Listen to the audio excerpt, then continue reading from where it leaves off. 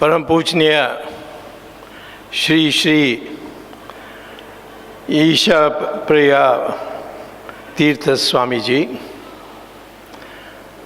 परम पूजनीय श्री श्री सच्चिदानंद Bharti Swami ji, members present here in this august audience. I would like to speak in Hindi if that is permitted. And मैं तो तमिलियन हूँ और हिंदी यहाँ बोल रहा हूँ कर्नाटक में, तो इससे हिंदुस्तान का मिलन होता है, इसीलिए मैं हिंदी में आज बोल रहा हूँ।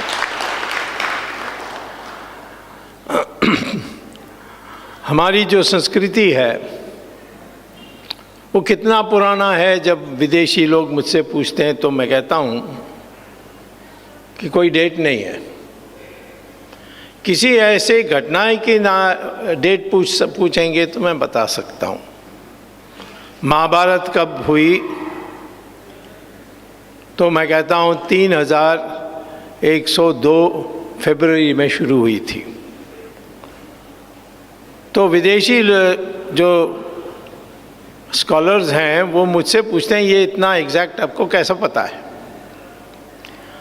मैंने कहा कि हमारे संस्कृति में पुराना विष्णु पुराना अनेक पुराना हैं, जिसमें जो नक्षत्र और जो ग्रह हैं उनकी एग्जैक्ट पोजीशंस की रिकॉर्ड की गई है। कब हुआ शुरू महाभारत के युद्ध, उसका डेट के लिए जो आप नक्षत्र की और जो ग्रह हैं उनका आप पोजीशन पता करेंगे पुराण से, और उसके बाद उसकी मैथमेटिकली उसका प्रोजेक्शन करोगे तो आपको वही डेट मिलेगी। रामचंद्र जी के बारे में मुझे पूछा गया तो मैंने कहा ये तो 7000 साल से पहले है, माने 7000 साल से, माने महाभारत के पहले। तो उन्होंने जब पूछते हैं इसका क्या सबूत है, क्या प्रमाण है, मैं कहता हूँ पहले हम गए थे राम सेतु की जांच करने के लिए। राम सेतु को आप जानते हैं, रामायण में रामा आए थे और देखा कि समुद्र सामने है, और सीता को मिलने के लिए सीता को वापस लाने के लिए जो मेहनत वो करते वहाँ तक पहुँचे, उन्हें लगा अब तो कैसे पार करेंगे इस समुद्र को। तो उन्होंने 3 दिन वही तट के किनारे बैठ करके पूजा की समुद्र राजा को कि मुझे रास्ता दो, परंतु समुद्र राजा ने उनकी लापरवाही की। तब राम मर्यादा पुरुषोत्तम थे, उनको नहीं पता था वो भगवान है, जैसे कृष्ण भगवान को पता था कि वो भगवान है, परंतु कृष्ण भगवान तो संपूर्ण पुरुषोत्तम थे। रामचंद्र जी मर्यादा पुरुषोत्तम थे, इसीलिए जब सीता का अपहरण हुआ वो रोने लगे। वो मनुष्य जैसे ही थे, तो उनको क्रोध आया तो उन्होंने अग्निबाण निकाल कर तीर चलाने के लिए तैयार हो गए। तब समुद्र राजा घबरा के बाहर आए और क्षमा मांगी और कहा कि आप जाने चाहते हैं लंका, उसके लिए समुद्र के थोड़े नीचे एक रिज, जिसको रिज कहते हैं, एक बनी हुई पत्थरों से है, जो पानी से ऊपर नहीं है बट पानी के थोड़ा नीचे है, परंतु वो समुद्र के जो तट नीचे है, जो ज़मीन है उसके ऊपर से बनी है। तो उसके ऊपर आप पत्थर डालोगे तो एक पैदल जाने की सेतु आपको मिलेगी। तो वो पत्थर कहाँ से आएगा जब पूछा गया, वो कहा तट के किनारे पर वो पत्थर पड़े हुए हैं। वो पत्थर नहीं थे, वो उसको कॉरल्स कहते हैं जियोलॉजी में। वो कैसे बनते हैं? तट के किनारे मछली के हड्डी, श्रिम्प्स, ये सारे चीज़ एक एक धीरे धीरे बनकर जुड़ जाते हैं और वो उसको पत्थर जैसा लगता है, परंतु तो पानी के ऊपर तैरते रहता है। पत्थर तो पानी के नीचे चले जाएगी।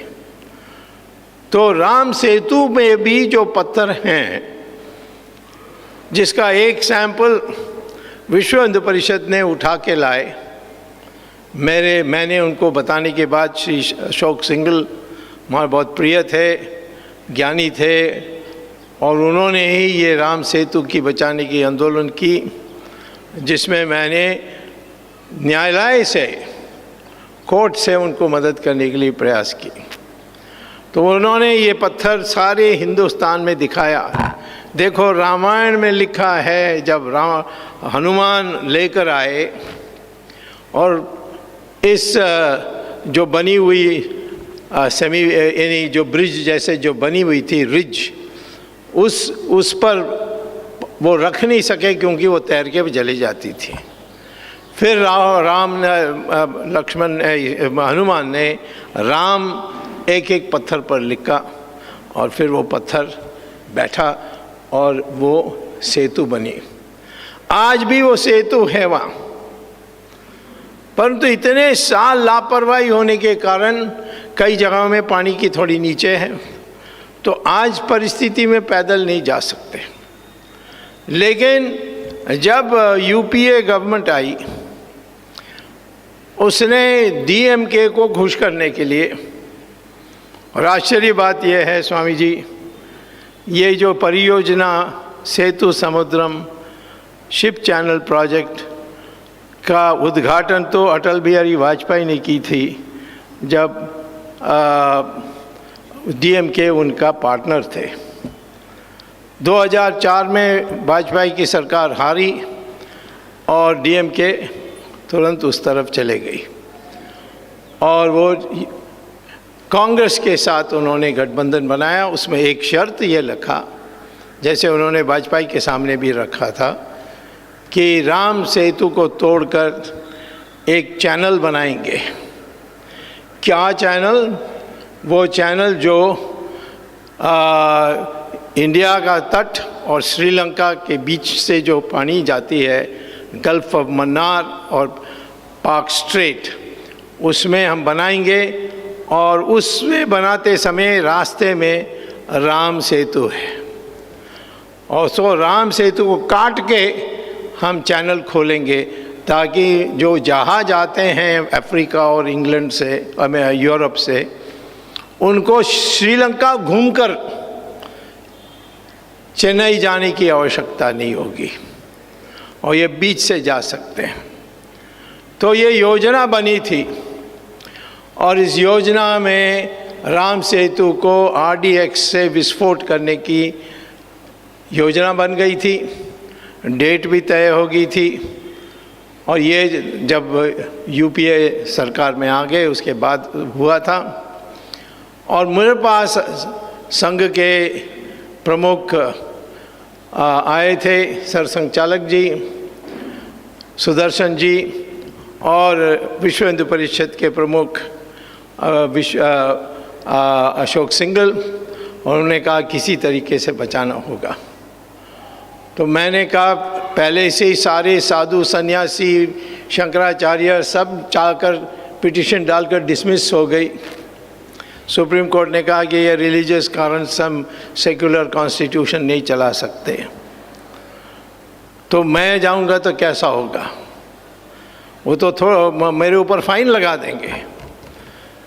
लेकिन वो बहुत आग्रह करने के बाद मैंने कहा रामचंद्र जी राम सेतु को बचाना चाहते हैं तो मुझे रास्ता मिल जाएगी। तो जब मैं गया सुप्रीम कोर्ट के सामने, सुप्रीम कोर्ट ने पूछा मुझे इतना ही तो क्यों आए? तो मैंने ये कहा कि राम सेतु को तोड़ने वाले हैं, तोड़ने के बाद फिर उसको जोड़ने की कोई रास्ता नहीं होगी, इसीलिए आया हूँ।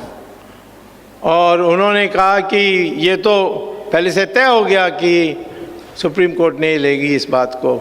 तो तब मैंने कहा कि वो तो आए थे धार्मिक कारण से। मैं कहता हूँ कि ये जो सेतु समुद्रम प्रोजेक्ट है, इसमें 3000 करोड़ लगेंगे उसको खोदने के लिए, एक कनाल बनाने के लिए, ताकि जहाज जा सकते हैं। अभी नहीं जा सकते हैं क्योंकि वो जो गहराई है वो कम है, तो इसीलिए चैनल बनेगी, खोदी जाएगी। तो उसका उद्देश्य क्या है कि श्रीलंका को घूम के जाना होगा, और अब उसके जगह में सीधा अंदर से जा सकेंगे। तो हम बहुत कुछ पैसा सबके लिए बचा सकेंगे। तब मैंने कोर्ट को कहा कि दूसरा विकल्प है, वो है तट के किनारे, कोस्ट तट माने कोस्ट के किनारे से कन्याकुमारी से चेन्नई तक रेलवे ट्रैक लगा दीजिए, और एक बहुत बड़ा कंटेनर पोर्ट खोल दीजिए टूटीकोरिन में, और वहाँ से जो जहाज आएंगे वो टूटीकोरिन में या कन्याकुमारी में अपना सामान उतारेंगे और वहाँ से रेलवे लाइन से उसको ले जा सकते हैं। इसका खर्च सिर्फ 600 करोड़ होगी, सेतु समुद्रम प्रोजेक्ट की खर्च 3000 करोड़ होगी। तो उस पर उन्होंने माना। मैं ये सारा बता रहा हूँ क्योंकि बाद में सुप्रीम कोर्ट के जस्टिस जो आजकल पेगासस के इसमें चेयरमैन बने हैं, तमिलनाडु के ही हैं, बड़े बुद्धिमान जज हैं, उन्होंने मुझसे पूछा, एक सवाल मैं पूछने चाहता हूँ, कौन जाएगा समुद्र के बीच में जाकर पूजा करने के लिए? कोई करेगा? तो इसीलिए इसका फ़ायदा क्या है? तो मैंने कहा, उनका नाम था रविंद्रन, मैंने कहा माननीय रविंद्रन जी, आपको मैं बताता हूँ कि हर दिन सुबह मैं उठकर सूर्य को पूजा करता हूँ, परंतु सूर्य के पास नहीं जाता हूँ, और आपका नाम रविंद्रन है, आपको ये सवाल नहीं पूछना चाहिए। तो इस प्रकार से हमने उसको बचाया। मैं ये सारी चीज़ क्यों बता रहा हूँ, ये हमारी प्राचीन संस्कृति का हिस्सा है कि ऐसे एक ब्रिज बन सकती है। आज नासा में बाबा का हो रही है हमारी, कि क्या बात है, इतनी पुरानी, इन्हीं 7000 साल से ज़्यादा इनकी संस्कृति में इन्होंने ऐसे एक ब्रिज बनाई है जो आज तक नहीं टूटा है, आज तक नहीं टूटा है। हाँ, उसकी जो इधर उधर पौधे आ गए, छोटी सी प्लांट्स आ गए, वो सबको तो आते रहते हैं, एक जगह में पत्थर को रखेंगे तो आएंगे। तो इतनी बड़ी काम हुई उस समय, ये वंडर ऑफ द वर्ल्ड है। ये हमारी संस्कृति है। हर चीज़ में आप देखेंगे हमारी जो संस्कृति है उसमें यानी 1750 तक,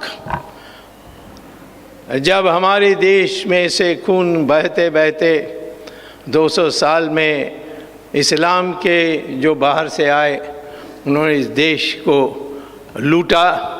उसके बाद अंग्रेज़ आए, उन्होंने 100 साल 1857 से 1947 तक उन्होंने इस देश के लोगों की मंशा को ब्रेन वॉश किया कि आप अपने आप सोचें हम नीच हैं, अपने आप सोचें कि वो आगे हैं, वो हमारे से बुद्धिमान ज़्यादा हैं।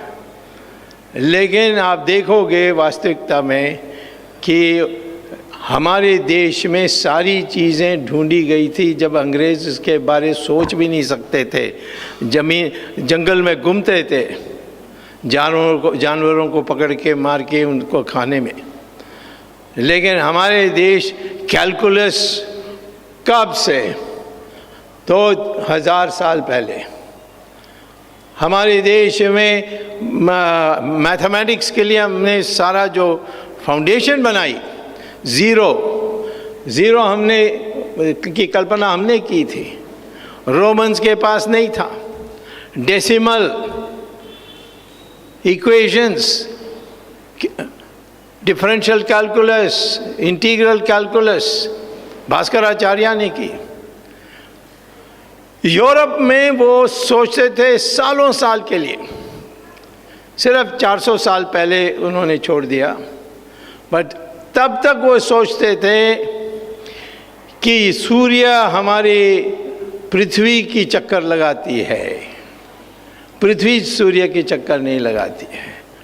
और पृथ्वी जो है वो एक फ्लैट जमीन है और गोल सा नहीं है। परंतु हमारे हिंदू के जो जो बुद्धिजीवी थे, उन्होंने तो पहले से कह दिया था नक्षत्र कितने हैं, ग्रह कितने हैं, कहाँ हैं, पृथ्वी कैसा घूमती है, कितने दिन के लिए घूमती है। ये सारी चीज़ों को हमारे भास्कराचार्य हो, आर्यभट्टा हो, कितने जो साइंटिस्ट थे, उन्होंने पहले से ही 2000 साल पहले ही उन्होंने इसकी गणित करके हमें दिया था। लेकिन हमारे लोगों को पता नहीं है। हमारे लोगों को ये ना होते हुए एक हीन भावना, जिसको अंग्रेजी में कहते हैं इन्फीरियरिटी कॉम्प्लेक्स, विदेशी हमसे अच्छे हैं और वो ज़्यादा बुद्धिमान हैं, ये हम सोचने लगे। क्योंकि 100 साल में अंग्रेज़ों ने उनके हमारी सारी शिक्षा प्रणाली को ध्वस्त की, संस्कृत पढ़ाना मना की। मुसलमान तो आए और हमारी सामान लूट कर गए और हमारे महिलाओं का बेइज्जती करके गए। परंतु उन्होंने हमारी जो पाठशालाएं थी उसको नहीं छुआ, क्योंकि उनको कुछ समझ में नहीं आती थी। पर अंग्रेज़ों को इस बात पर, जब उन्होंने मिनट ऑन एजुकेशन पेश की थी पार्लियामेंट में 1835 में, उन्होंने कहा कि हिंदुस्तान को कब्जा करना है तो उनके दिमाग, सोचने वाली दिमाग, सोच जो दिमाग में है उसको बदलना है। उनको अंग्रेज़ बनानी आदत से, उनको अंग्रेज़ बनानी थी कपड़े से। उनकी रंग हो सकती है हिंदुस्तानी, परंतु वो सोचेंगे जैसे अंग्रेज़ सोचता है। वो खाएंगे फॉर्क एंड नाइफ के साथ, वो प्लेट में रख कर खाएंगे और उनकी सारी संस्कार अंग्रेज़ों की होगी। कपड़े भी जो पहनेंगे वो अंग्रेज़ की है। आज भी कपड़े हमारे सब शर्ट पैंट पहन रहे हैं। मैं कुर्ता पजामा पहनता हूँ, मुझसे तो कोई नुकसान नहीं होता है। तो आपसे भी कहता हूँ कम से कम संडे को तो आप कुर्ता पजामा पहनिए, ये शर्ट पैंट मत पहनिए। धीरे धीरे ये जो है हमारे ब्रेन वॉशिंग की, उसको बदलना है। उसको बदलने के लिए हमें कई कदम उठानी है। पहले मैं ये पूछने चाहता हूँ कि ये यूनेस्को ने दुनिया में सारे जो संस्कृति थे उसकी लिस्ट बनाई और जो उस समय उपस्थित नहीं हैं, ख़त्म हो गए, उसको टिक मार्क से काटते थे। सो काटते काटते एक ही बचा, वो है हिंदू संस्कृति हमारे भारत की। वही तो आपने हेडलाइन में भी दिया है इस टॉपिक में। ये सच है। Only continuing culture, civilization is of India, ऐसा उन्होंने लिखा है। क्यों? क्योंकि हमारी संस्कृति उस प्रकार थी। नंबर 1, पहले तो हम सब रास्ता को मानते थे। अनेक रास्ता से आप भगवान पा सकते हैं। हाँ, जो सनातन धर्म है या हिंदू धर्म है, इसकी रास्ते से थोड़ा शीघ्र भगवान को पा सकते हैं। दूसरे लंबे रास्ते से समय बहुत लगेगा। हम कभी ये नहीं कहा कि जो इस्लाम है वो धार्मिक नहीं है, लेकिन जिस आधार पर उन्होंने बनाई है उसमें वो भगवान प्राप्त करने के लिए बहुत समय लगेगी। क्रिश्चियंस भी ऐसे ही हैं, और क्रिश्चियंस में जीसस क्राइस्ट वो अलग हैं। सेंट पॉल ने, जिसने बाइबल लिखवाई, न्यू टेस्टामेंट लिखवाई, उसने सारी चीज़ों को तोड़ मरोड़ के रखा। आज रिसर्च में पुस्तकें आ रही हैं जो आप अमेज़ॉन से मंगवा सकते हैं। जीसस क्राइस्ट की शिक्षा लद्दाख में हेम्बिस गोम्पा में मिली। वो बुद्धिस्ट होकर बने और वापस गए। 14 साल बाइबल में भी लिखा है कि गायब हो गए थे जीसस। कहाँ गायब हो गए? इन पुस्तकों के अनुसार, मैं नहीं जानता हूँ क्योंकि मैंने क्रिश्चियनिटी कुछ ज़्यादा नहीं पढ़ा है, लेकिन उसमें लिखा है कि क्राइस्ट आए थे और उन्होंने हेमिस गुम्पा आज भी है लद्दाख में। आप लेह में उतरेंगे तो उस एयरपोर्ट से थोड़ा दूर है, वहाँ जाकर देख सकते हैं। वहाँ के जो बुद्धिस्ट भिक्षु बैठे हैं वो सब बताते हैं कि हाँ आए थे यहाँ।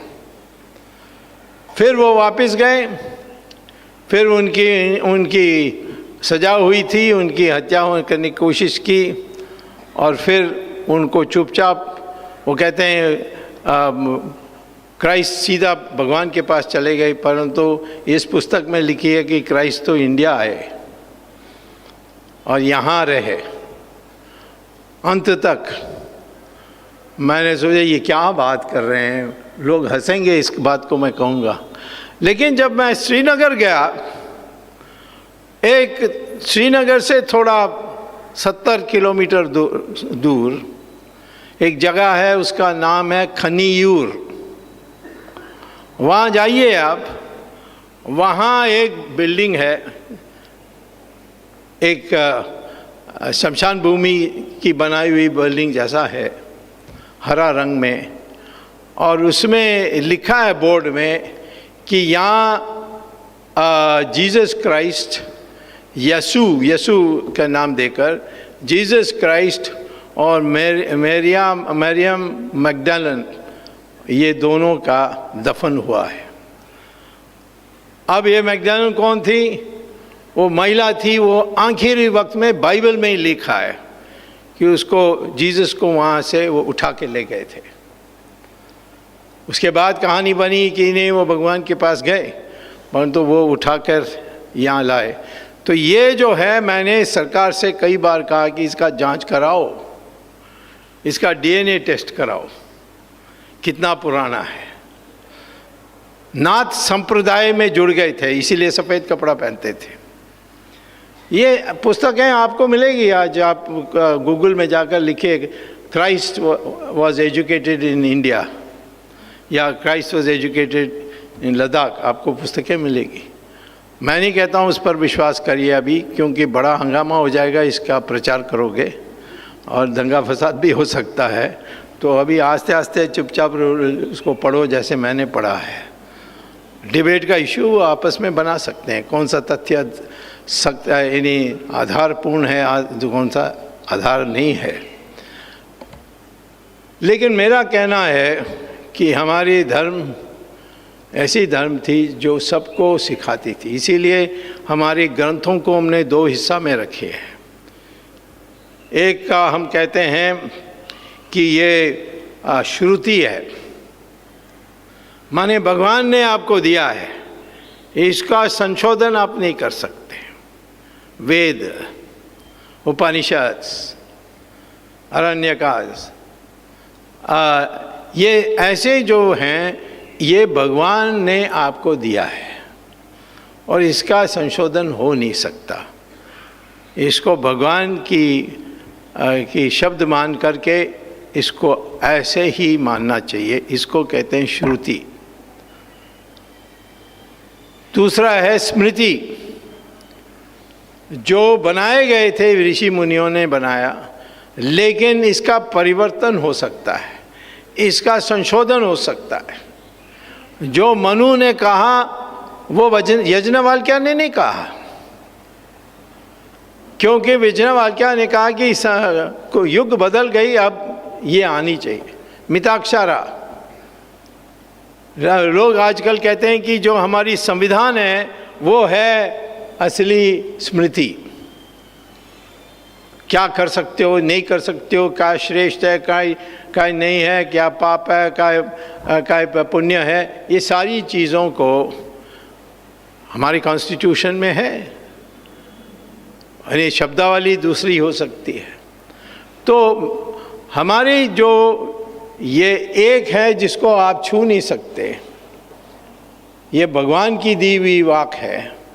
और दूसरा जो आप बदल सकते हैं जब परिस्थिति बदल जाएगी, इससे हमारी जो स्थिरता बनी है किसी और धर्म में नहीं मिली।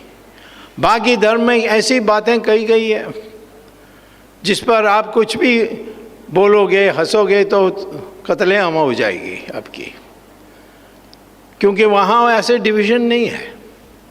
सब चीज़ मोहम्मद ने कहा है, उसको आप छेड़ नहीं सकते हो। जो जीसस ने कहा है और सेंट पॉल ने उसको लिखा है, उसको भी आप बदल नहीं सकते हो। तो ये एक पहली बात यह है कि हमारे जो ग्रंथ हैं वो दो हिस्से में बांटे गए, जिस कारण से भगवान ने आपको जो बताया है उसमें ऐसी कोई कंट्रोवर्शियल बात नहीं है। जो भी कहा गया वो सही निकलते आती है। और दूसरा है आचरण। उस आचरण के लिए स्मृति है। ये कर सकते हो, ये नहीं कर सकते हो, तुम्हारी पत्नी ऐसी होनी चाहिए, तुम्हारा पति ऐसा होना चाहिए, बाप और बेटे के रिश्ते ऐसे होनी चाहिए, ये सब इसमें है।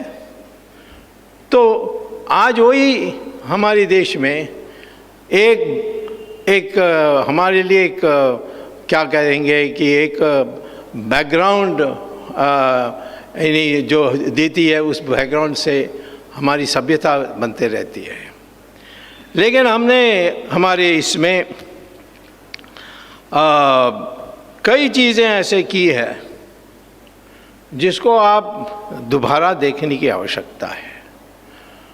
आज हमारे देश वर्ण व्यवस्था में बटा हुआ है, 4 वर्णों और एक अस्पृश्य।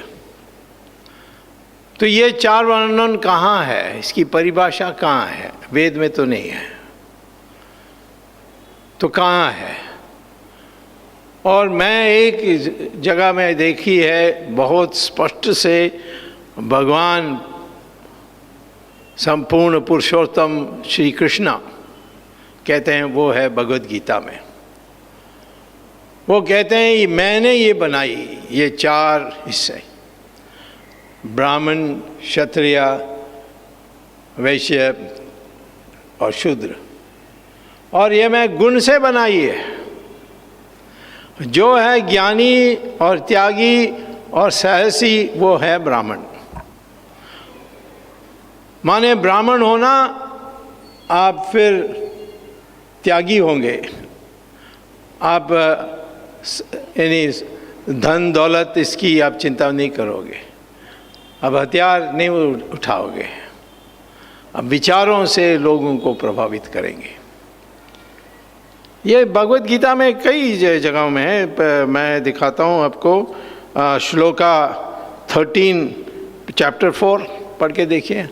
और भी चैप्टर्स हैं। आप 3 जगहों में कृष्ण भगवान ने वर्ण व्यवस्था की विवरण दी है, और वो है जन्म से नहीं है ये।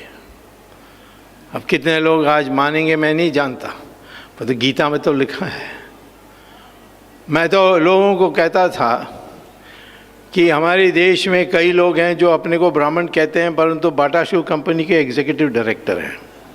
ये ब्राह्मण का काम नहीं है। बाटा शू कंपनी का डायरेक्टर होना कोई बुरा नहीं है, पर ब्राह्मण मत कहो। और हमारे देश में उदाहरण बहुत हैं कि आप पैदा हुए एक घर में जो ब्राह्मण नहीं थे और आप अब ब्राह्मण बन गए। विश्वामित्र तो क्षत्रिय घर में पैदा हुए। वेद व्यासा का माँ तो मछुआरा थी। कालिदासा तो वनवासी थे। मैं तो कितने आपको एग्जाम्पल्स दे सकता हूँ कि एक जात में पैदा हुए, यानी एक वर्णा में पैदा। जात तो दूसरी चीज़ है। जात तक खून के साथ वो शादी ब्याह के लिए किसके साथ कर सकते हो, किसके परिवार, निकट परिवार में किससे कर सकते हो, नहीं कर सकते हो, इस प्रकार के चीज़ों के लिए इसके और कोई अर्थ नहीं है जात। परंतु वर्णा जो है वो 4 हिस्से में जो बांटा गया, ये जन्म से जुड़ा नहीं है। ये कृष्ण भगवान अनेक बार कहते हैं गीता में। और मैं आज ये कहता हूँ सबको कि सब अपने को आज सिर्फ हिंदू मानना चाहिए। कोई पूछे तुम्हारा प्रोफेशन क्या है, मैं प्रोफेसर हूँ इसीलिए मैं ब्राह्मण हूँ, या मैं साधु हूँ इसीलिए मैं ब्राह्मण हूँ, ऐसा आप कह सकते हैं। लेकिन मैं हिंदू हूँ और इससे ऊपर कुछ नहीं, इससे नीचे कुछ नहीं। तब हमारे देश में पुनरुत्थान आ सकती है। मैं कांग्रेस में पार्टी के लोगों को चिढ़ाता हूँ, कहता हूँ देखो अंबेडकर को तुम लोग शेड्यूल कास्ट कहते हो, परंतु कोलंबिया यूनिवर्सिटी में गए 1916 पीएचडी इकोनॉमिक्स के लिए वो पढ़े और पीएचडी मिली उनको मॉनेटरी इकोनॉमिक्स में। इसको मैंने पढ़ा है, बहुत टॉप क्लास थी उसकी पीएचडी थीसिस है। बाद में लंदन स्कूल ऑफ इकोनॉमिक्स गए, वहाँ डीएससी डॉक्टर ऑफ साइंस की डिग्री ली, फिर बैरिस्टर बने, फिर हिंदुस्तान आए और यहाँ सरदार पटेल और राजेंद्र प्रसाद ने उनको कॉन्स्टिट्यूशन, हमारी संविधान बनाने के लिए संशोधन जो आते हैं या नया धाराएं जोड़ने की बात आती है, उसका चेयरमैन डॉक्टर अंबेडकर को बनाया। मेहनत करने वाली काम उनको दिया है। तो मैं कहता हूँ ये तो ब्राह्मण का काम है, इनको ब्राह्मण कहना चाहिए, नहीं डॉक्टर अंबेडकर को ब्राह्मण कहना चाहिए। जवाहरलाल नेहरू को सब पंडित जी कहते हैं, परंतु मैंने उसका एकेडमिक रिकॉर्ड दिया, कैम्ब्रिज यूनिवर्सिटी में फेल होकर आए। उसके परिवार में तो सब लोग फेल हुए हैं। इंदिरा गांधी भी फेल हुआ, राजीव गांधी भी, सोनिया गांधी ने कहा पास किया, परंतु चेक किया तो वो फेल ही हुआ है और कैम्ब्रिज यूनिवर्सिटी गई भी नहीं। उन्होंने कहा मैं कैम्ब्रिज यूनिवर्सिटी जा रही हूँ। तो मैं ये कहता हूँ कि जब हमारे देश में इस प्रकार की है जोड़ने की, उसको दोबारा वापस लाने की आवश्यकता है। और इतने साल हम बचते आए हैं, बाकी सब क्या हुआ, ईरान में ज़ोरोएस्ट्रियन की एक मज़हब थी, एक धर्म थी, बहुत शानदार सुंदर न्याय संगत तर्क संगत। कई लोग कहते थे वो यहाँ से गए, और छोड़िए कहाँ से गए, परंतु उनका कई 1000 साल लगभग इनकी संस्कृति चली। दूसरे देशों में जाकर ग्रीस तक पहुंचकर उन्होंने उसकी कब्जा की, जो वहाँ रहते थे ईरान में, और इस्लाम आया और 15 साल में उनको सब मुसलमान बना दी, और जो बचे हुए हैं वो भारत में आए। कई लोग इधर उधर गए, परंतु मूलतः एक समुदाय ज़ोरोएस्ट्रियंस के हैं दुनिया में, वो तो हिंदुस्तान में हैं, जो 60,000 लोग हमारे इस बम्बई गुजरात ऐसे जगहों में है। लेकिन हमने उनकी शोषण नहीं की। हमारे देश में आए, उनको स्वागत किया, कहा कि हमारी संस्कृति की ये 4-5 विषय हैं, इसको ध्यान में रख लो, जिसका पालन आज भी करते हैं पारसीस। और जब अंग्रेज़ यहाँ छोड़कर जा रहा था तो उन्होंने पारसीस को कहा कि देखो हमने एंग्लो इंडियंस के लिए एक रिजर्वेशन कर दी संविधान में, आपको भी करेंगे, क्योंकि अभी बहुत कम के लोग हैं, कम हैं, बाहर से आए, और ये आपको मुसीबत ना हो तो हम ये कॉन्स्टिट्यूशन में ये परिवर्तन आपके लिए एक धारा बना के जाएंगे। तो उन्होंने उनको कहा अंग्रेज़ को कि 1000 साल के लिए हिंदुस्तान में जो हिंदू है उन्होंने हमारी रक्षा की, तो अब इसकी क्या, तुम्हारी क्या ज़रूरत है, तुम चले जाओ। ये पारसी था। आज वो जगह जगह में है। हमारे सुप्रीम कोर्ट जजेस, कोई ये सोचता भी नहीं है। अब कोई जजेस दूसरे मुसलमान का नाम रखेगा, क्रिश्चियन का नाम रखेगा तो लोग कहेंगे भाई कहीं इधर उधर तो नहीं करेगा, बट पारसी के जज आएगा, कहते हैं बड़ा निष्पक्ष होगा। हमारे बड़े बड़े वकील वो भी पारसी रहे हैं, डॉक्टर्स रहे हैं। हमारे मिलिट्री में सैम मानेकशॉ पारसी थे। तो मैं ये कहता हूँ कि ये सारे जो समुदाय जो हमारे देश में हैं, इनको हम एक समन्वय के साथ रहें, जो दुनिया में कहीं और नहीं देख सकते। सिखों के साथ लड़ाई होती है राजनीतिक कारणों से, परंतु जो सामाजिक व्यवहार है उसमें कोई फ़र्क नहीं। बुद्धिस्ट, जैन्स, तो हाँ हमें क्रिश्चियंस और मुस्लिम से समस्या होती है, क्योंकि उनकी जो इतिहास है यहाँ राज करने के टाइम पर क्या उन्होंने किया हमारे साथ, उसका जब हम स्मरण करते हैं उससे प्रॉब्लम होती है। तो ये जो बात है, ये है कारण हम आज भी हैं और सदा के लिए चलेंगे। इस हिंदू धर्म को कोई नहीं मिटा सकता। मैं बता रहा हूँ कितना भी हमारी मुसीबत हो सकते हैं, और ये बढ़ते जा रही है। न्यूज़ वीक में वो जो अमेरिका में छपती है उसमें एक आर्टिकल आई है, जिसमें उसमें एक वो एडिटर है, वो मिलर, उसका लास्ट नेम मिलर था, लिज मिलर। उसने एक एडिटोरियल लिखी है कि मेरी विश्लेषण के बाद मैं इस निष्कर्ष में पहुंची हूं कि हम सब अमेरिकन वास्तव में हिंदू बनने चाहते हैं। तो मैंने कहा ये क्या सा लिख दिया उन्होंने, ये भी आप गूगल से निकाल सकते हो। तो उन्होंने मैंने जब उसको पढ़ा, उसमें उन्होंने ये कहा कि हिंदू लोग दफन नहीं करते हैं, परंतु अपने जो स्वर्गवास होते आते हैं उनका वो जलाते हैं। तो यही तो साइंटिफिक है।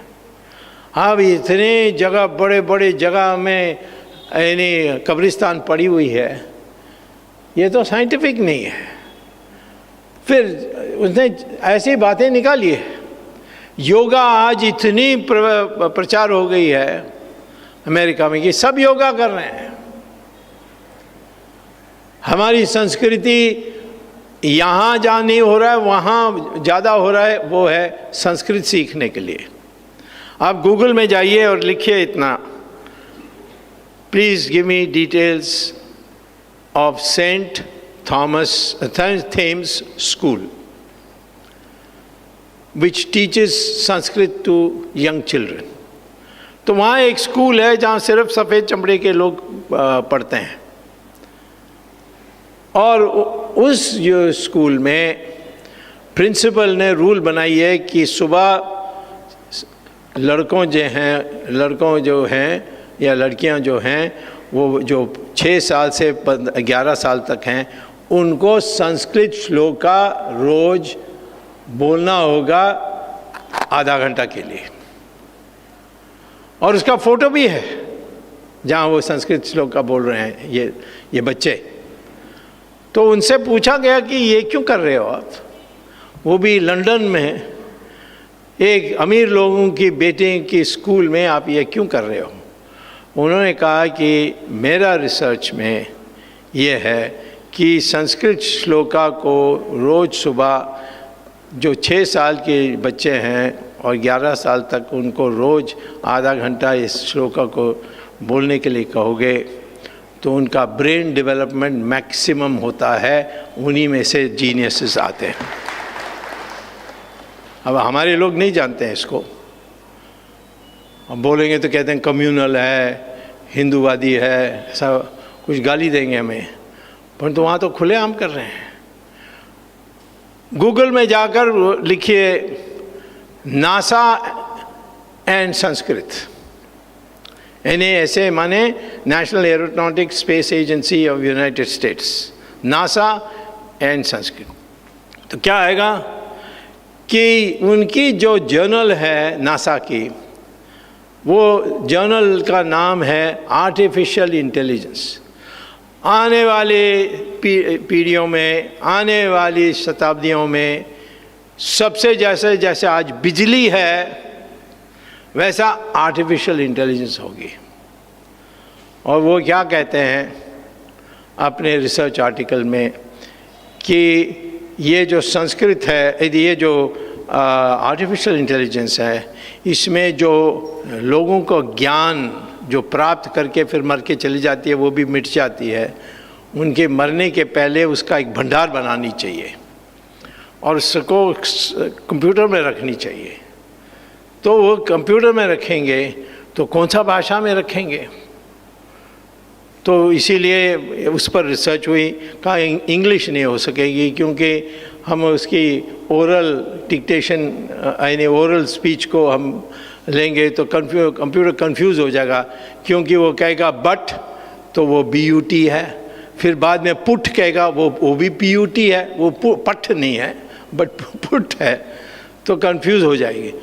एक ही भाषा है दुनिया में जिसका लिपि भी बिल्कुल 100% ऑन द डॉट है, ये journal of artificial intelligence of NASA लिखती है। एक ही भाषा है दुनिया में, वो है संस्कृत। तो भविष्य में आर्टिफिशियल इंटेलिजेंस को हम उसको सीखने के लिए संस्कृत पढ़ाना चाहिए। हमारे संविधान में भी संस्कृत के लिए है, लोग जानते नहीं हैं। हिंदी हमारे देश की राजभाषा होगी, वो तो है हमारी इसमें, परंतु ये भी लिखा है उसमें कि उसकी शब्दावली संस्कृत से होगी, उर्दू से नहीं। क्यों? क्योंकि संस्कृत का शब्द लोगे तो 7-8 और शब्द निकाल सकते हो। मैं विधान बोलूँगा तो विधायक भी निकाल सकता हूँ।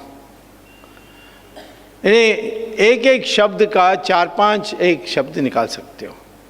ये अरबिक में नहीं निकल सकता, इंग्लिश में कभी निकलता है कभी नहीं निकलता है, लेकिन संस्कृत में निकल सकती है। इसीलिए वहाँ उस समय जब संविधान बनी थी, और डॉक्टर अंबेडकर खुद संस्कृत बहुत अच्छा जानते थे और राजेंद्र प्रसाद भी जानते थे, तो इन्होंने ये तय किया था कि हम संस्कृत तो नहीं ला सकते क्योंकि जवाहरलाल नेहरू विरोध कर रहा है, तो हम इस तरीके से लाएंगे कि हिंदी होगी, परंतु उस हिंदी की शब्दावली संस्कृत होगी।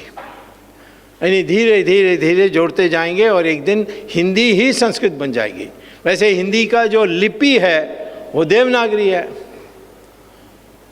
और संस्कृत का भी देवनागरी है, नेपाल का भी देवनागरी है, मराठी का भी देवनागरी है, और कन्नड़ का देवनागरी जैसा लगता नहीं है, परंतु उसकी जो प्रिंसिपल्स हैं, कु से का या कू, ये सब का जो प्रिंसिपल है वो एक ही है, सब ब्रह्मी से आए हुए हैं।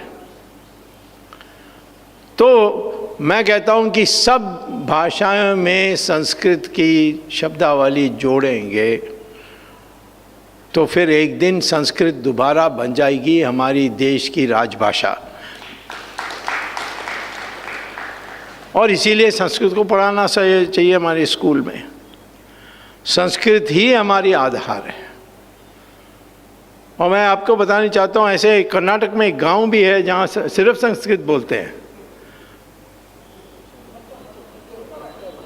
हाँ, पुत्तूर, मट्टूर, हाँ, ऐसे हैं कर्नाटक में। कर्नाटक में तो बहुत विद्वान पैदा हुए हैं, हम भूल गए। जो शंकराचार्य ने जो पैदा किया यहाँ हम्पी हस्तिनापुर में, उससे तो वो जो राज बनी उसी ने तो हमारी पुनरुत्थान कराई थी हिंदू की। तो मैं ये कहता हूँ कि संस्कृत, मैंने कह दिया कि आर्टिफिशियल इंटेलिजेंस में संस्कृत चाहिए, ब्रेन डेवलपमेंट के लिए संस्कृत चाहिए, योगा के सारे जो लिटरेचर है वो संस्कृत में है। तो आगे हमें बढ़ना है तो संस्कृत को कंपलसरी करना है। अब स्कूल कॉलेज में अभी तक नहीं हुआ है तो आप घर में सिखा सकते हो। और जितने शब्द हैं जो कन्नड़ा में भी हैं, मुझे एक बार करुणानिधि मिल गए थे, उन्होंने कहा ये क्या तुम संस्कृत का प्रचार कर रहे हो, तुम तमिलियन हो कि नहीं हो? तो मैंने कहा तुम कौन होते हो मुझे बताने के लिए कि मैं तमिलियन हूँ कि ना हूँ? आप खुद, आपके माता पिता तो आंध्रा से आए हैं, तुम घर में तेलुगु बोलते हो और मुझे तमिल कहते हो। तो मैंने उनका टांग खींचा, तो उन्होंने कहा देखो ये बात तो मानना पड़ेगा, सबसे पुरानी भाषा तमिल है। मैंने कहा बिल्कुल नहीं। वो कहते हमारे राजा तो रावण थे। मैंने रावण तो दिल्ली में पैदा हुआ है, वो दिल्ली के पास एक जगह है नोएडा, वहाँ आज भी आप जाओगे तो बिसरक गांव है एक, वहाँ साइन बोर्ड लगी है ये गांव में रावण पैदा हुए, और वो दिवाली नहीं मनाते हैं वहाँ उस गांव में। तो रावण तो बस मानसरोवर में जब वर मिला उसको शिवा भगवान से, फिर चले गए जहाँ उसकी रिश्तेदार कुबेर चला रहा था राज श्रीलंका में, उसको अपना हाथ में लिया था। anyway, मैंने कहा करुणानिधि को कि तमिल में आप कोई भी डिक्शनरी निकाल करके शब्द देख लीजिए, उसमें 40% संस्कृत के हैं। तो उन्होंने कहा ये तुम्हें कैसे पता है संस्कृत से है? हो सकता है संस्कृत ने तमिल से कॉपी की होगी। मैंने कहा ठीक है कोई बात नहीं, बट तो ये मैं पूछने चाहता हूँ आपका नाम करुणानिधि है, ये तमिल है? कहीं तमिल में दिखाओ कहाँ है? करुणानिधि दोनों संस्कृत शब्द हैं। और उन्होंने अपने इलेक्शन सिंबल को तमिल, कोई तमिल नाम नहीं दिया है, चिन्नम, संस्कृत में चिन्ह, चिन्ह से सिंबल। उदयन सूर्यन यानी उड़ती है, यानी यानी राइजिंग सन। तो हार गए। जब मैं राम सेतु का बचाव कर रहा था तो ये बहुत बिगड़ गए मुझसे और कहा कि स्वामी कोर्ट में कहता है कि ये राम सेतु है। क्या राम कोई इंजीनियर था? किस इंजीनियरिंग कॉलेज में गया था कि इसको राम सेतु कहना है? दूसरा दिन बीमार हो गए, उनको हॉस्पिटल जाना पड़ा और हॉस्पिटल का नाम था रामचंद्र मेडिकल हॉस्पिटल। तो मैंने चिट्ठी लिखा कि ये तुम्हारे रामचंद्र जी को तो MBBS था कि नहीं, कुछ पता है आपको? नहीं तो क्या इलाज मिलेगा? तो मैं ये कहता हूँ कि किसने भरा ये सब? अंग्रेज़ों ने भरा। उन्होंने आर्यन द्रविडियन, कहाँ है आर्यन द्रविडियन? द्राविड़ा तो आदि शंकरा ने कहा था जब मंदना मिश्रा के साथ डिबेट हुई, उनको पूछा गया तुम कौन हो? उन्होंने कहा मैं द्राविड़ शिशु हूँ। जहाँ 3 तट मिलते हैं वो है द्राविड़। द्रविड़ उसने कहा था, परंतु धीरे धीरे वो द्राविड़ बन गई। हमें हमारी और बाकी उत्तर भारतीय और दक्षिण भारतीय में कोई फ़र्क है? रेशियली कुछ नहीं है। आज आप टेस्ट करिए, जो जेनेटिक टेस्ट होती है, और आपके सारे जो हैं जो इंडिकेशन है सब एक है।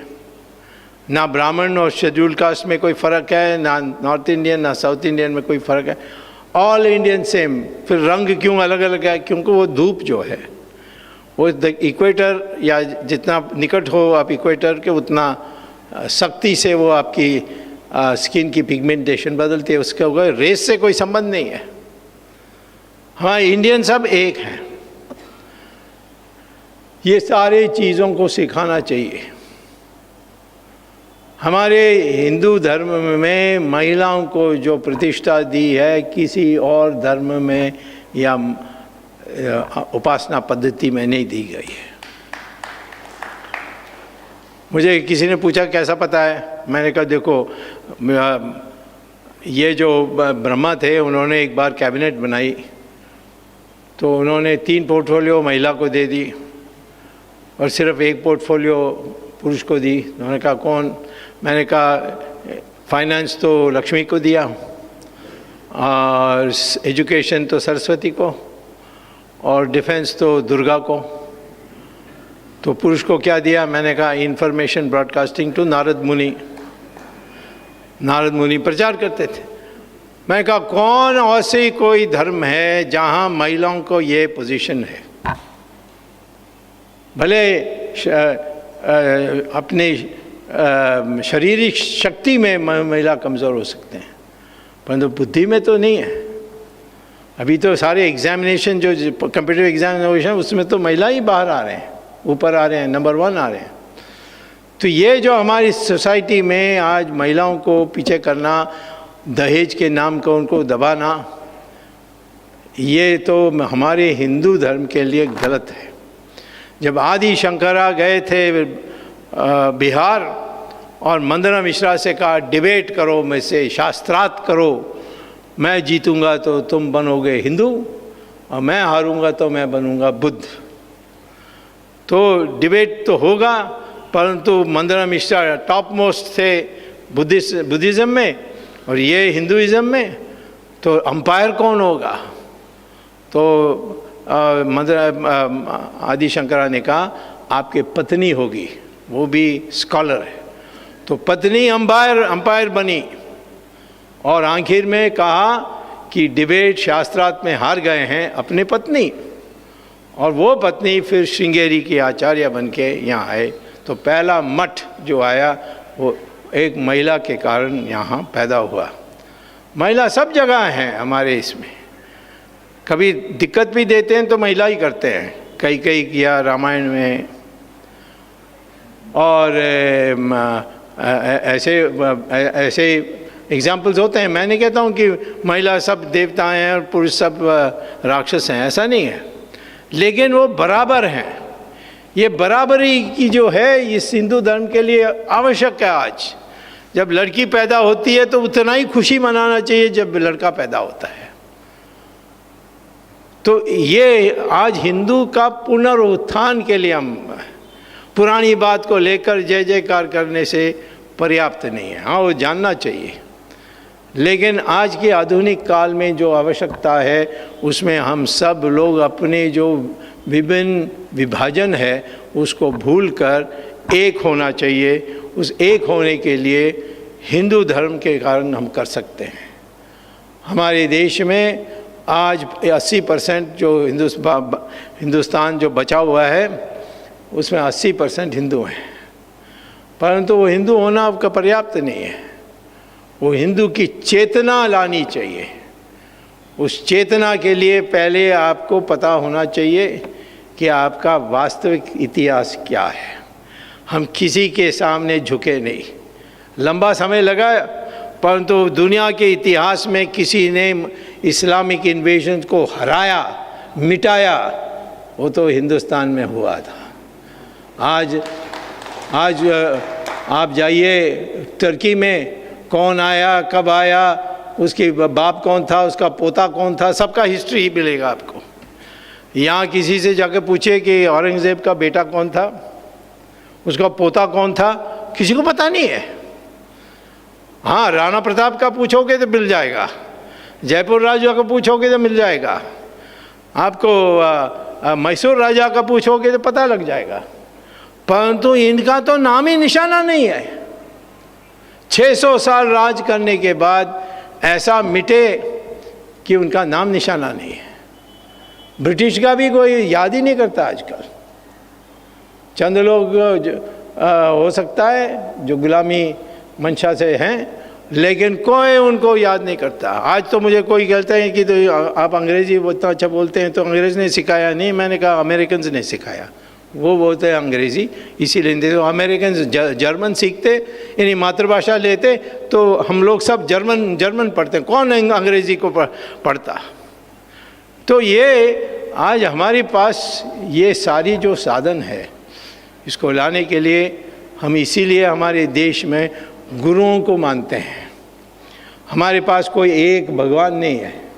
हाँ, ईश्वर एक है, अनेक रास्ते से जा सकते हो, परंतु आखिर में ईश्वर एक है। और ईश्वर को जाने ये जो सन्यासी हैं हमारे देश में, ये त्यागी हैं, क्योंकि उन्होंने सारा सन्यासी होकर सारा छोड़ दिया। और वो साहसी हैं, कोई डरते नहीं है। कोई सन्यासी डरता है हमारे राजनीतिज्ञ से? हाँ, कोई झूठा सन्यासी है वो तो अलग बात है, बट जो असली सन्यासी है, जो हमारे पीठ से आते हैं, वो कोई राजनीतिज्ञ से डरते नहीं। राजनीतिज्ञ डरते हैं उनसे। और ये हमने ऐसे डिसेंट्रलाइज बनाई है कि ये हिंदू धर्म कभी मिट नहीं सकती, परंतु उसके जो नए नए काल आते हैं उसके अनुसार जो परिवर्तन लानी है, ये जिसको कहते हैं स्मृति, श्रुति नहीं, श्रुति को कोई बदल नहीं सकता, स्मृति को बदलते जा सकते हैं। और आज हमें उस दौर पर जाएंगे तो जो हमारे पूर्वजों ने करके दिया हमको, एक अटूट संस्कृति, हिंदू संस्कृति जो आज भी चलते आई है। जब दुनिया में सब गए, बेबीलोन में का चले गया, इजिप्ट में चले गया, ग्रीस में चले गया, रोम में चले गया, ईरान में ज़ोरास्ट्रियन चले गई, लेकिन यहाँ हिंदू छोड़कर नहीं गया। इतनी आक्रमण होने के बाद ये हमारी जो ढांचा है उसके कारण है।